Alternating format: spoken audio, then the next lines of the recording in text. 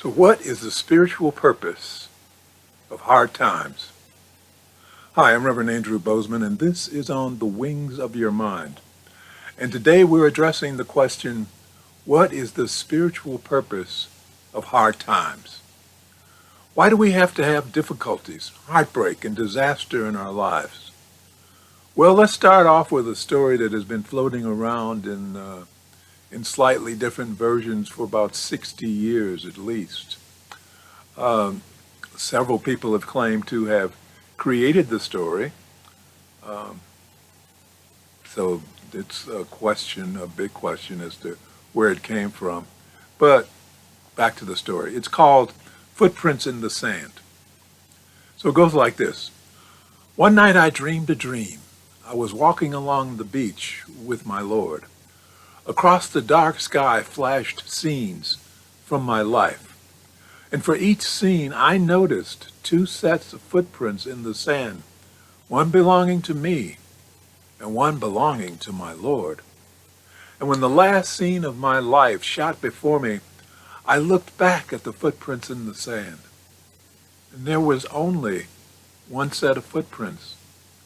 I realized that this was at the lowest and saddest times in my life. This always bothered me, and I questioned the Lord about my dilemma. Lord, you told me when I decided to follow you that you would walk and talk with me all the way. But I'm aware that during the most troublesome times of my life, there was only one set of footprints. I don't understand why, when I needed you most, you left me. The Lord then whispered to me, my precious child, I love you and will never leave you, never ever, during your trials and testings. When you saw only one set of footprints, it was then that I carried you. Please click on the thumbs up button, and if you haven't already done so, please choose to subscribe. I'd love to hear your thoughts, comments, and suggestions, so you can use the chat box on the right side of the screen or the comment section below the video. So, that was the story. So why are there so many difficult times, it seems, where in our lives where it seems that we just can't make it any further under our own steam, where we're just overwhelmed? We just cannot go on. Well, as we discuss this issue, please remember that I'm discussing this from the perspective of the spiritual, from the perspective of above the physical. And probably the first thing we need to remember is that each and every one of us is an individualized expression of infinite intelligence. Each and every one of us. And the next thing we need to remember is that each and every one of us is a spiritual being having a human experience. And we are greater than our bodies. So, this human life that we are living is not the end-all and be-all. It is merely a part of our development. We are here to learn and to grow as spiritual beings, and we do not grow without the stress of overcoming resistance. There's no simple answer to the question at hand, why are there hard times? But there is value to the negative experience we live through. There's always value. So one answer that we live in a physical world of duality. That is, it's a world of opposites. You don't experience the light unless you've experienced the darkness. If there was only light, you wouldn't know that you were in light. Just like a fish doesn't know it's in water. But because you've experienced the darkness as well as the light, you know that there is a difference. We need the opposite to make us aware of the differences. You can't really know joy unless you've known sadness. Neither is an absolute. They're relative to each other.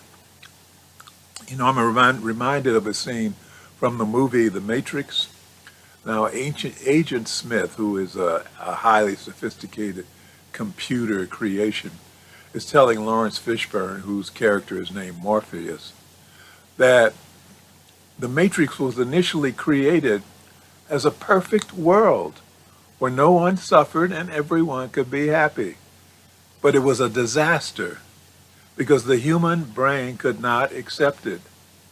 The result was that the people went insane.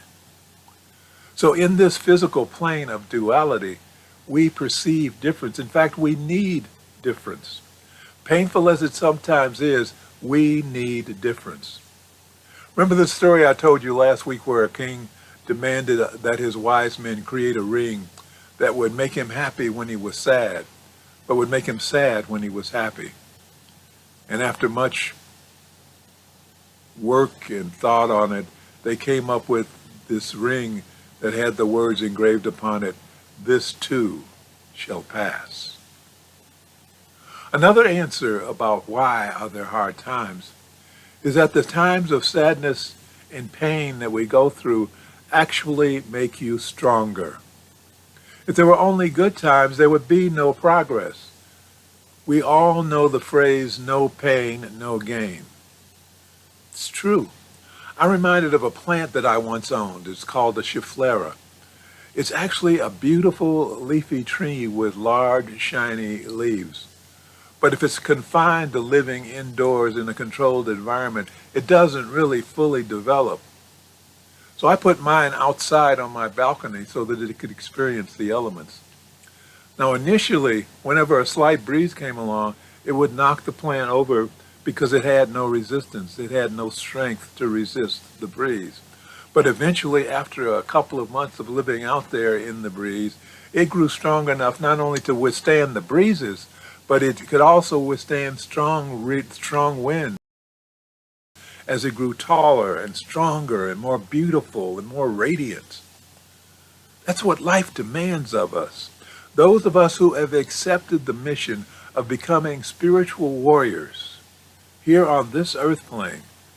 As spiritual warriors, we have taken on the task of elevating the consciousness of the people of this world.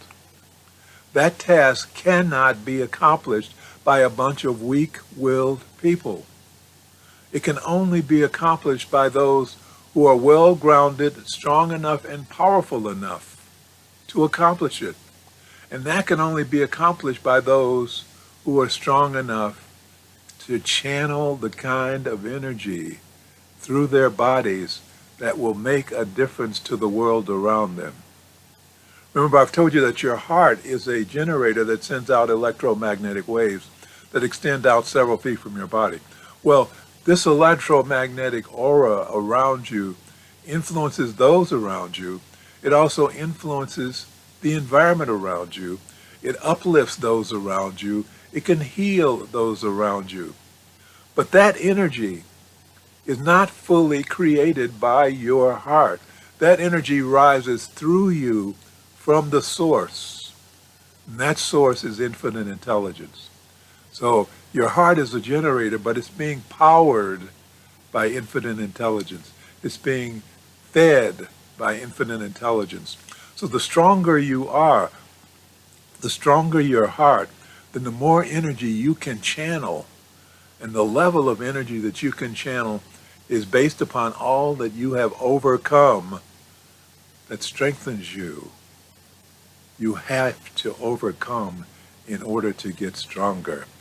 So what you have suffered through and what you might suffer through in the future will help build you.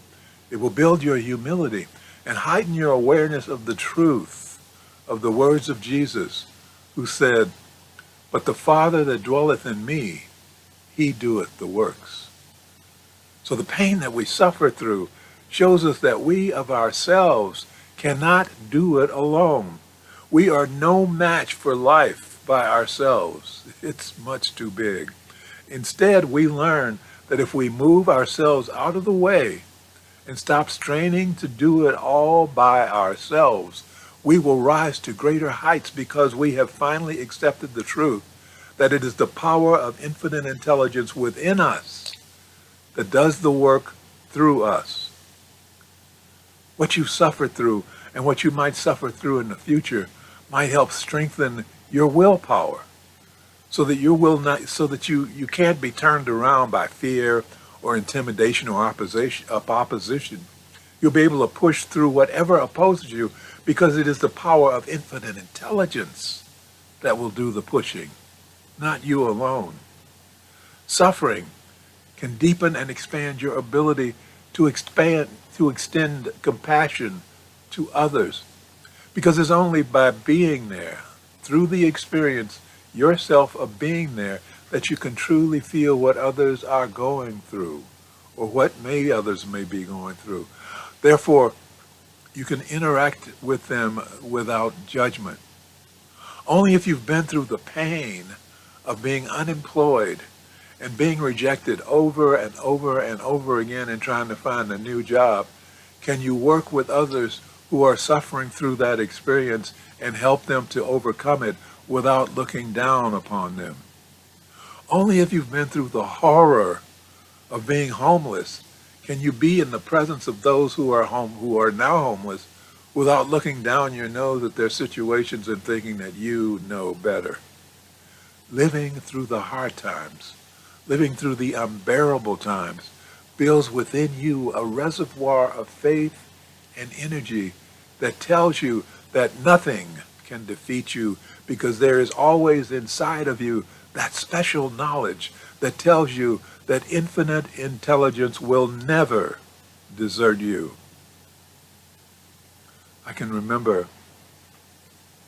that night when I believed that all was lost. I was cold, I was hungry, I was homeless, with no money, nowhere safe to lay my head. It was hopeless. But suddenly, I was being wrapped in an invisible blanket that warmed me. It brought me warmth, and it brought me a sense of safety that was just wonderful. And it brought me the knowledge that I was being protected and that this too will pass. Hard times. Hard times are part of our life. Hard times are unavoidable.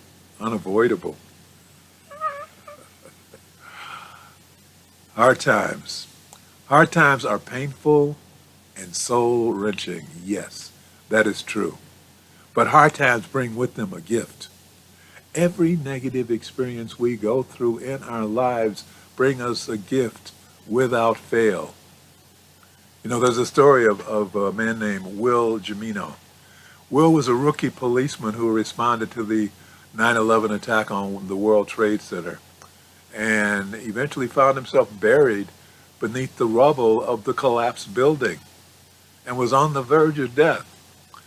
So as he was fading away into death, he says that he saw a being of beautiful light walking toward him. A being of beautiful light walking toward him. And that being gave him the energy to hold on until he was rescued. So he was only one of the two people who survived the attack of 9/11. Only two people survived. So the next time you face one of those times that terrifies you, that rips out your heart and seems intent upon drowning you in sorrow and fear and pain, that is so overwhelming that it looks like it threatens to bury you in darkness.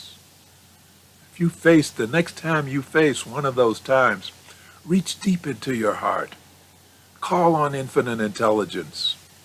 It'll be there. It'll be there waiting for your call. Let's close with prayer. Thank you, infinite intelligence. Thank you for bringing all of us together in this life so that we may become spiritual warriors and joining the work that we have come here to do. Thank you, infinite intelligence, for bringing us into this space of awareness and a deeper understanding of ourselves and our relationship to life and infinite intelligence. Thank you for showing us who we really are. We open our minds and hearts to the truth of our being. We are the children of God. We are individualized expressions of infinite intelligence. And because we are part of the greater whole, we are beginning to understand our value to the continuity of life on this planet. As we become channels of your power, infinite intelligence, we can feel your presence within ourselves and within our lives more and more.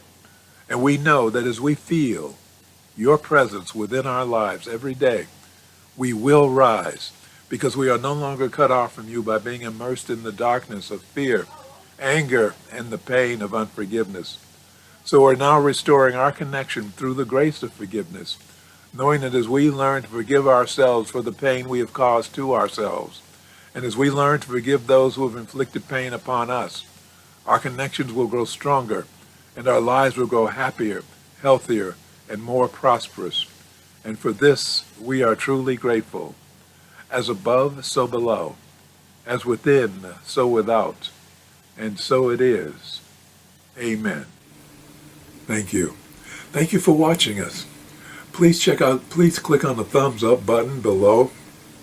And if you haven't already done so, please choose to subscribe.